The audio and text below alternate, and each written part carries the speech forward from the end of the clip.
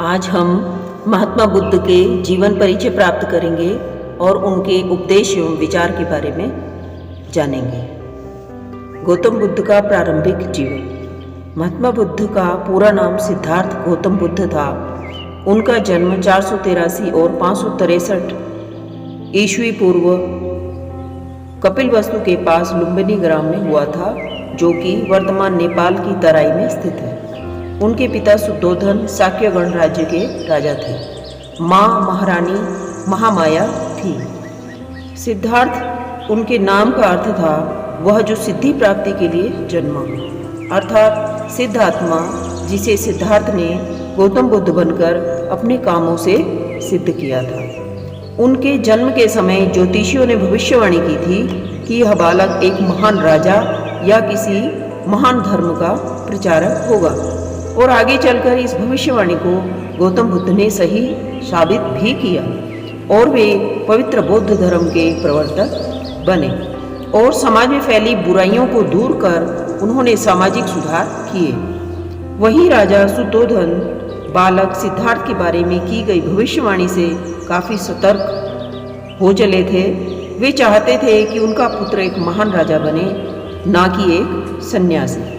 वे उन्हें राजमहल से बाहर नहीं निकलने देते थे। उन्होंने पुत्र को ऐशो आराम एवं शिक्षा दीक्षा की सारी व्यवस्थाएं राजमहल में ही कर दी थी। गौतम बुद्ध शुरू से ही दयालु प्रवृत्ति के थे और ध्यान साधना में उनका मन लगता था। अक्सर वे एकांत में ध्यान मगन बैठे पाए जाते थे। राजा शुद्धोधन ने सिद्धार्थ का मन शिक्षा में लगाया, जिसके चलते सिद्धार्थ ने गुरु विश्वामित्र से शिक्षा ग्रहण की। उन्होंने गौतम बुद्ध को वेद उपनिषदों के साथ युद्ध कौशल में भी निपुण बनाया था। सिद्धार्थ को बचपन में घुड़सवारी का बहुत शौक था। वहीं उनके समान धनुष बाण में निपुण व रथ हाँकने वाला कोई अन्य भी नहीं था। 16 वर्ष की उम्र में उनका विवाह अति सुंदर राजकुमारी यशोधरा के साथ हुआ। उनके यहाँ एक पुत्र का जन्म हुआ, जिसका नाम राहुल रखा गया। गौतम बुद्ध का मन गृहस्थ जीवन में लगाने के लिए महाराज शुद्धोधन ने अनेक प्रयास किए। उन्होंने ऋतुओं के हिसाब से 3 प्रकार के महल बनाए थे, जिसमें ऐशो आराम की सभी व्यवस्थाएं मौजूद थी। लेकिन ये सभी ऐशो आराम सिद्धार्थ को अपनी ओर आकर्षित नहीं कर सके। वे तो इन आडंबरों से दूर ही रहते थे। वहीं एक बार जब सिद्धार्थ दुनिया देखने के लिए भ्रमण पर निकले, तो जरा जन्म मृत्यु की कारुणिक घटनाओं को देखकर उनका मन सांसारिक मोह माया और उनके कष्ट के बारे में सोच सोचकर दया से करुणा से भर गया। वहीं जब उन्होंने एक तप करते हुए सन्यासी को देखा, तो वे उनसे काफी प्रभावित हुए और उन्हें परम सुख की अनुभूति हुई। तत्पश्चात उन्होंने पारिवारिक जीवन से दूर जाकर तपस्वी बनने का फैसला किया और जंगलों में चले गए। कठोर तपस्या की उन्होंने जगह जगह ज्ञानियों से ज्ञान लिया और तप के मार्ग की महत्ता जानने की कोशिश की। उन्होंने सर्वप्रथम वर्तमान बिहार के राजगीर नामक स्थान पर तपस्वी का जीवन व्यतीत करना प्रारंभ किया। वहीं इसी दौरान राजा बिंबिसार ने गौतम बुद्ध को पहचान लिया और उनके उपदेश सुनकर उन्हें सिंहासन पर बैठने का प्रस्ताव दिया, लेकिन गौतम बुद्ध ने मना कर दिया। वे आंतरिक शांति की खोज में पूरा देश घूम घूम कर साधु संतों से मिलने लगे। इस दौरान उन्होंने एक साधु की तरह भोजन का त्याग कर जीवन व्यतीत करना शुरू कर दिया था और वे शरीर से कृशकाय हो गए थे। उन्होंने ये एहसास किया कि ईश्वर के लिए स्वयं को कष्ट देना अपराध है। महात्मा बुद्ध को ज्ञान प्राप्ति। एक दिन गौतम बुद्ध बोध गया पहुंचे। बैसाख पूर्णिमा का दिन था।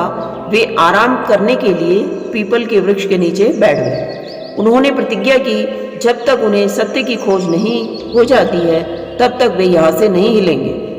49 दिनों के ध्यान के पश्चात उन्हें एक दिव्य रोशनी अपनी ओर आती हुई दिखाई दी। यह गौतम बुद्ध की सत्य की खोज का एक नया मोड़ था। इस दौरान उन्होंने खोज की कि सत्य हर मनुष्य के साथ है और उसे बाहर ढूंढना निराधार है।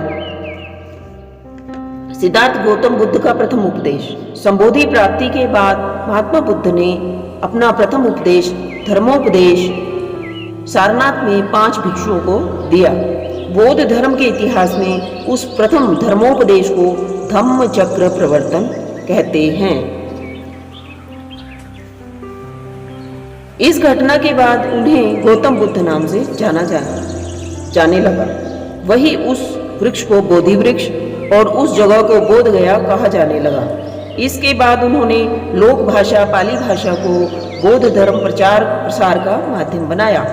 यही वजह थी लोगों ने उसे आसानी से अपना भी लिया। संस्कृत की अपेक्षा पाली भाषा सरल थी और बोलचाल की भाषा भी थी। देखते देखते बौद्ध धर्म की लोकप्रियता लोगों के बीच बढ़ती चली गई। भारतवर्ष के कई अलग अलग प्रदेशों में कई हजार अनुयायी फैल गए, जिससे उनके संघ का गठन हुआ। वहीं इस संघ ने बौद्ध धर्म के उपदेशों को पूरी दुनिया में फैलाया। गौतम बुद्ध ने लोगों को सच्चाई के मार्ग पर चलकर सरल मार्ग अपनाने का उपदेश दिया।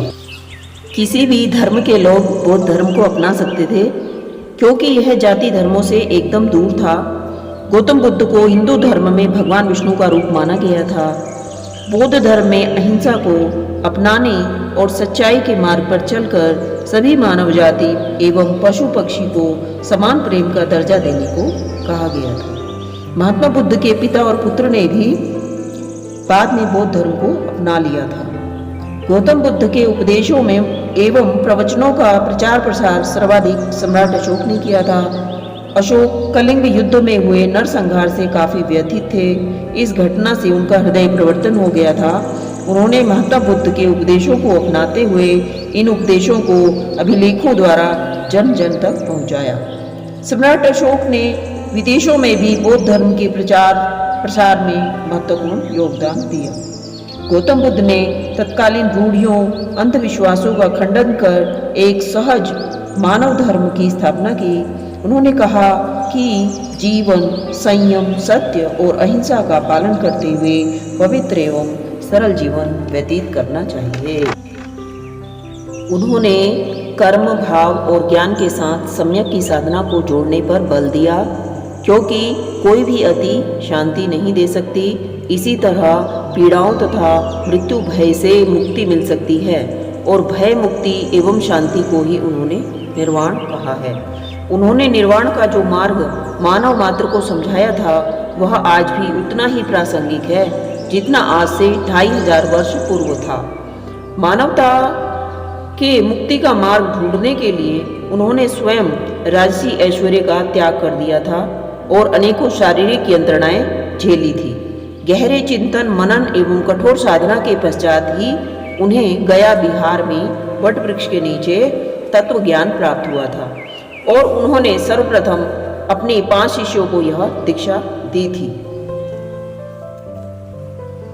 गौतम बुद्ध का परिनिर्वाण। 80 वर्ष की आयु में गौतम बुद्ध ने अपने निर्वाण की घोषणा की थी। उनके समाधि धारण के पश्चात गौतम बुद्ध के अनुयायियों ने गौतम बुद्ध का जमकर प्रचार प्रसार किया था। भारतवर्ष के अतिरिक्त चीन, Thailand, Japan, Korea, Mongolia, Burma, Sri Lanka जैसे देशों ने बौद्ध धर्म को अपनाया था। अनेक प्रतापी राजा भी उनके अनुयायी बन गए थे। आज भी बौद्ध धर्म चीन, जापान आदि देशों का धर्म है। महात्मा बुद्ध के उपदेश बड़े ही सीधे और सरल थे। उन्होंने दुखों से मुक्ति दिलाने के लिए अष्टांगिक मार्ग अपनाने पर बल दिया। सिद्धार्थ गौतम बुद्ध का प्रथम उपदेश। संबोधि प्राप्ति के बाद उन्होंने अपना प्रथम उपदेश सारनाथ में 5 भिक्षुओं को दिया। बौद्ध धर्म के इतिहास में उस प्रथम धर्मोपदेश को धम्म चक्र प्रवर्तन कहते हैं। सिद्धार्थ गौतम बुद्ध के अष्टांगिक मार्ग में प्रथम सम्यक दृष्टि कि हमें हमेशा सही दृष्टि और सही दृष्टिकोण अपनाना चाहिए।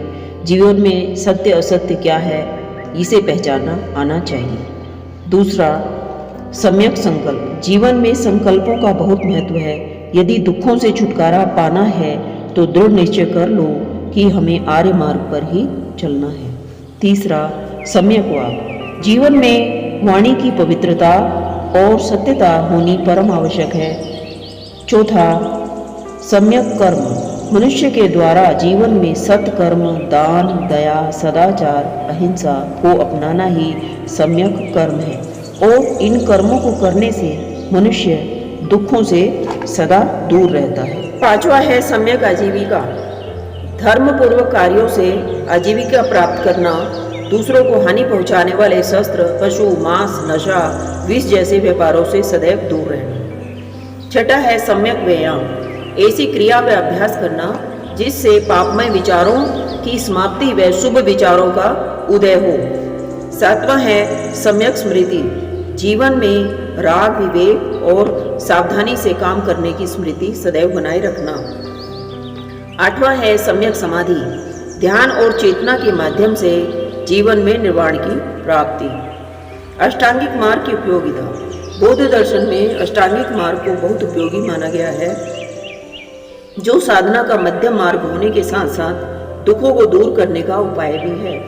गौतम बुद्ध के अनुसार अष्टांगिक मार्ग पर चलकर निर्वाण को प्राप्त किया जा सकता है। नमो बुद्धाय।